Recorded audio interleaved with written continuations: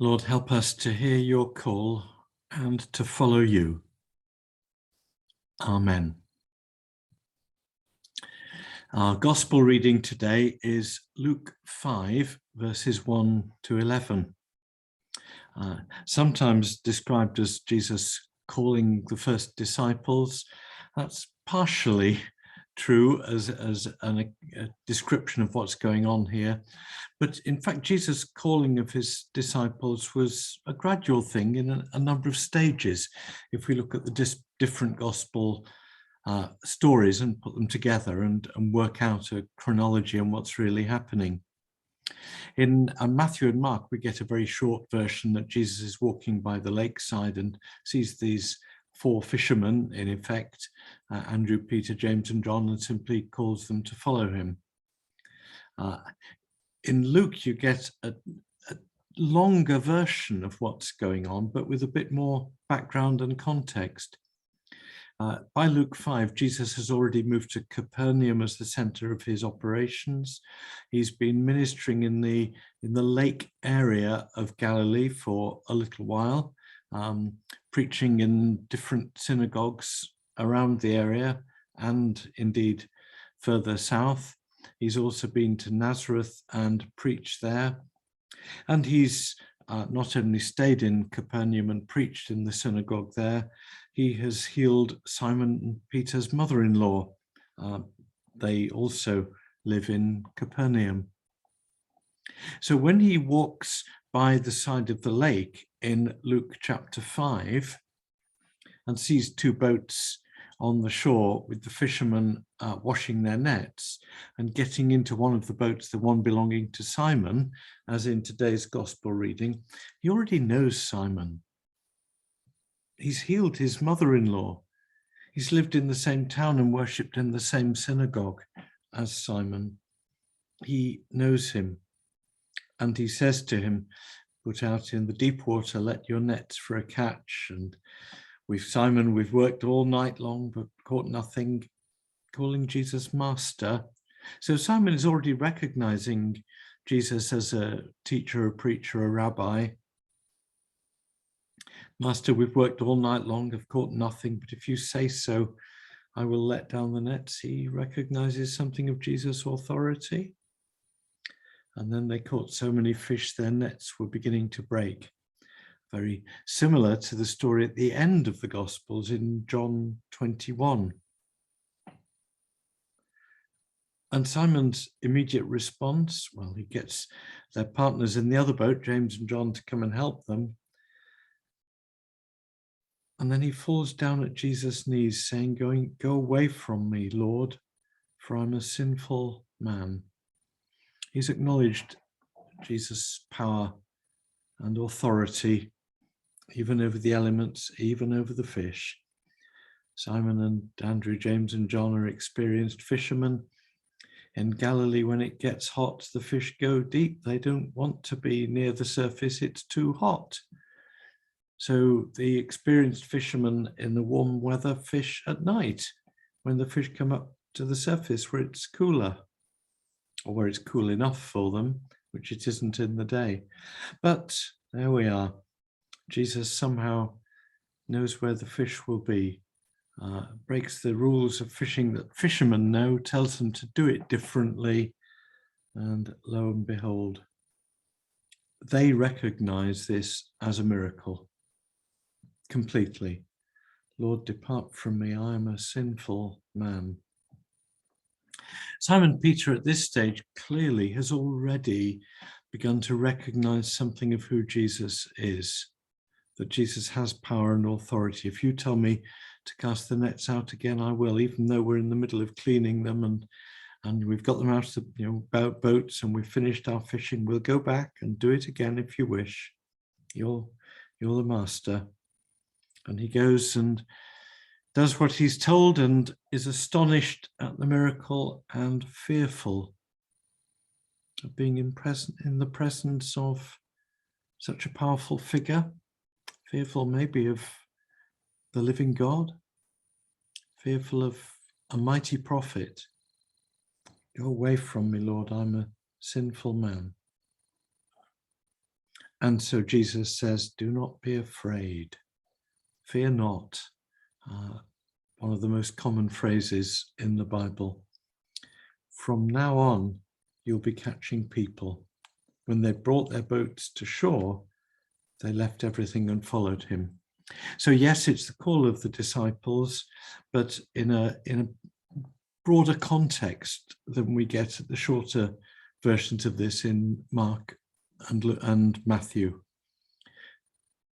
Jesus already knows Simon Peter. He knows Jesus to some extent. He is astonished at Jesus' power and at the miracle Jesus does. He wants Jesus to leave him because he's a sinner. And yet Jesus reassures, don't be afraid. You'll be catching people. There's a huge amount for us there to take in and hear. It's good to read the different versions of different Bible stories. For example, the calling of the disciples, it broadens the picture for us. We haven't got 4 Gospels for no reason. We've got them in part so we can compare the stories in one another and get that wider perspective and see different people's angles. If you ask 4 or 5 witnesses to any crime or any other event exactly what happened, they'll give you slightly different stories because they're all speaking from their own perspective. And to get a good picture, to build up the story, you need the different bits of picture to come together. So we read Luke, and we're doing Gospels from Luke most of this year, but we do so with care, reading alongside other versions of the story, other perspectives, to get a bigger picture, but also to hear Luke's perspective. And what Luke sees as really important on this occasion is Simon's recognition in the face of a miracle that Jesus is very, very, very special, and that he isn't fit to be in Jesus' presence, that Jesus' presence condemns him, that he's a sinner, and he doesn't dare to have the Lord near him. And then Jesus welcoming of Simon with, do not be afraid, from now on you'll be catching people. The call of the disciples in Luke's account, and the way Luke wants us to hear it, is a call of people who know that they're sinners, who know that they're not worthy, and who the Lord reassures and nevertheless calls. That's for us, isn't it? Are we worthy to stand in the presence of the Lord? If Jesus came here and did an astonishing miracle like that, would we be comfortable in his presence, or uneasy, or worse? And he would say, if we say, Master, depart from me, I'm a sinful man. Lord, I'm not worthy to be in your presence, or Lord, I'm not worthy to eat the crumbs under your table. He would say to us, fear not, I'm calling you. I want you to follow me. I want you to fish for me. I want you to be part of my kingdom and my kingdom work and ministry. In what way might Jesus be calling you today? It doesn't matter your profession, your stage in life, your age, your youth, the color or the non-existence of your hair, or anything else. In what way might Jesus be calling you today? The only real requirement, the only real essential, is that you know you're a sinner and not worthy. And if you know that you're a sinner and not worthy to have Jesus near you, if you know that his authority and power utterly condemn you, if you know that his holiness puts you to shame,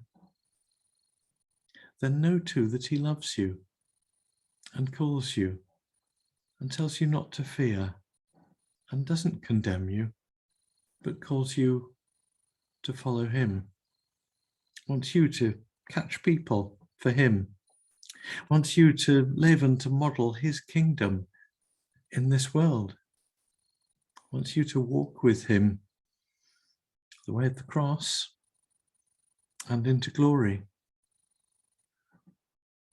That's the meaning of the calling of the disciples in Luke's account. Very powerful, very important. When they brought their boats to shore, they left everything and followed him. Didn't leave them totally, because later on in the Gospels, they're at the lakeside again fishing. They haven't left their skills behind them. They haven't left their ability to earn a living that way. But for the time being, they put everything aside to follow him and to walk with him. Ultimately, the way of the cross. And 3 of the 4 of these disciples walked with Jesus ultimately to martyrdom. Is he calling us to follow him? Is he calling us to serve him? Are you worthy to serve him? If so, I think I'd better ask that question. You can try again, because that was the wrong answer. We're not worthy. We're not fit to be near him.